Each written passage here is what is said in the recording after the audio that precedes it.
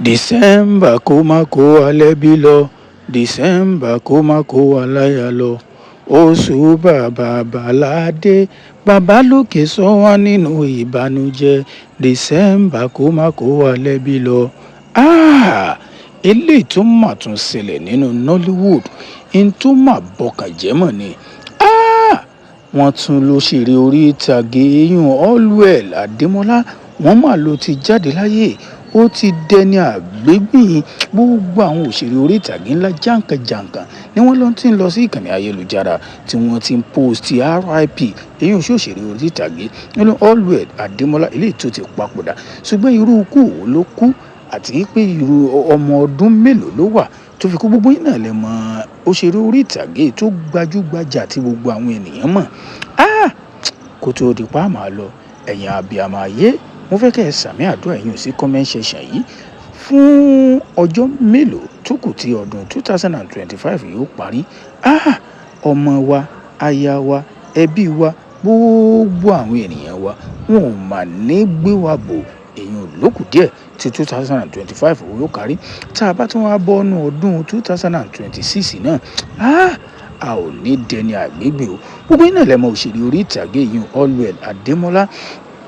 Ìròyìn tí ó ń kàn wá létí ni pé ní yàjó báyìí ni pé òṣèré orí ìtàgé yìí ó ti papòdà, ó ti dẹni àná. Gẹ́gẹ́ bí ìwádìí, Allwell Adémọ́lá ó ṣẹ̀ṣẹ̀ ṣe èèyàn bá dé pé òun pé 42 èèyàn ní August.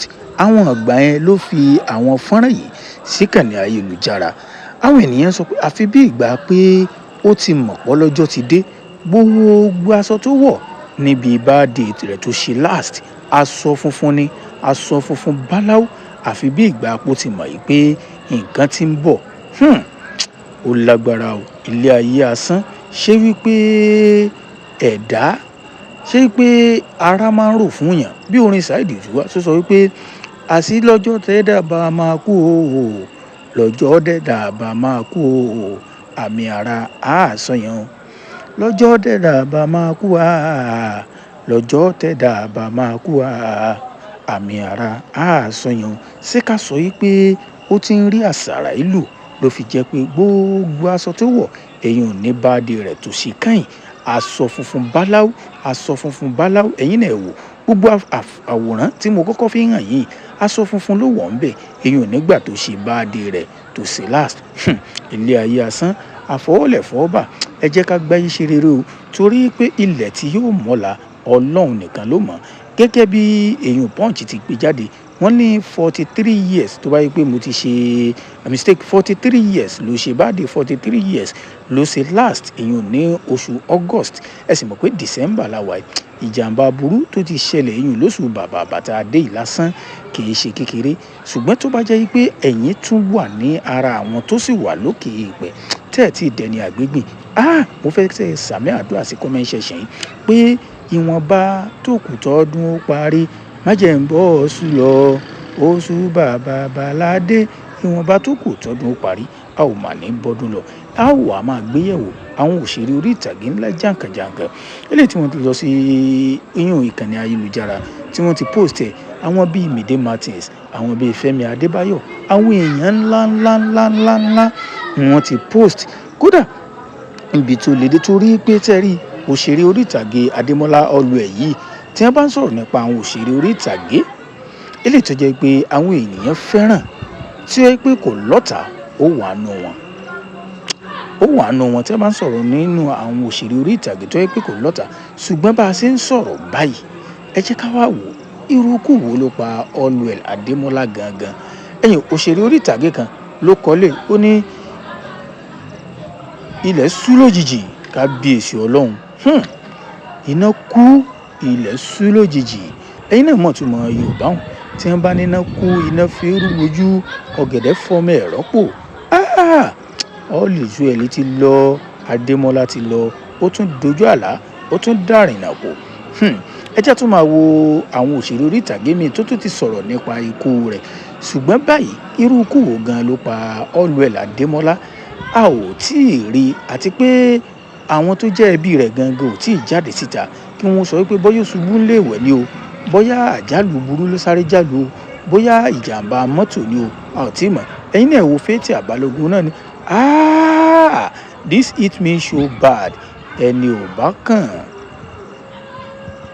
ẹni ò bá ń kẹ́ ó dùn àwọn òṣèré orí ìtàgé torí pé mọ̀mọ́ yìí mọ̀mọ́ dáadáa ni mọ̀mọ́ dáadáa tó yí pé kò lọ́tà nínú industry yìí tí ì rí kọ́ wà ní headline pé bóyá ẹnìkan drag ẹ̀ rí lémi gangan ẹ rí Màmá Jayé Kútì náà wọ́n ní ilẹ̀ sú lójijì àwọn ní ẹ̀kọ́ yẹn eléyìí tí mo kọ́kọ́ fi hàn yín ṣùgbọ́n ìyẹn abiyamọ ayé ẹ má fàdúrà ṣeré lórí ara yín ẹ má fàdúrà ṣeré lórí àwọn ọmọ yín ẹ sì má fàdúrà ṣeré lórí ọkọ yín ẹ wo eyín ọmọ bọ̀tì òun náà ní the way people are quick to post RIP than congratulations is very alarming ẹ mọ̀ pé ròyìn ìbànújẹ́ ló máa ń tà ju ìròyìn dáadáa lọ bá ó ṣe rí inú ayé nù wọn ò ní fi RIP wọn ò ní fi dá wà mọ́ o àbá olóògbé àbá àwọn ẹbí olóògbé àbá wọn kẹ́dùn ṣùgbọ́n lórí ikú tó pa a ò tí ì mọ̀ bóyá ìjàmbá mọ́tò ni a ò tí ì mọ̀ bóyá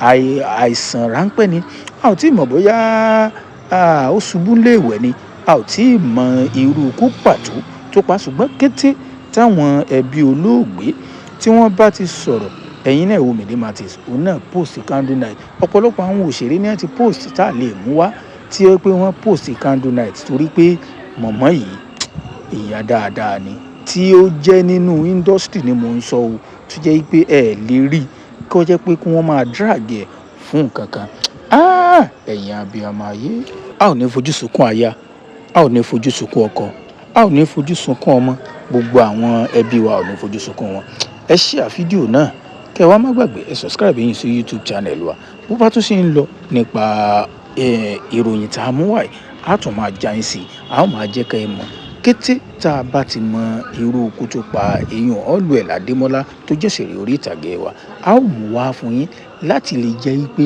káwa náà kẹ́kọ̀ọ́ níbẹ̀ ó lágbára o ikú Allwell Adémọ́lá ó dùn gbogbo industry pátá pé wá sí gbogbo industry pátá ló dùn ó dùn gbogbo àwọn olólùfẹ́ rẹ̀ ìbáṣepá ikú láyé o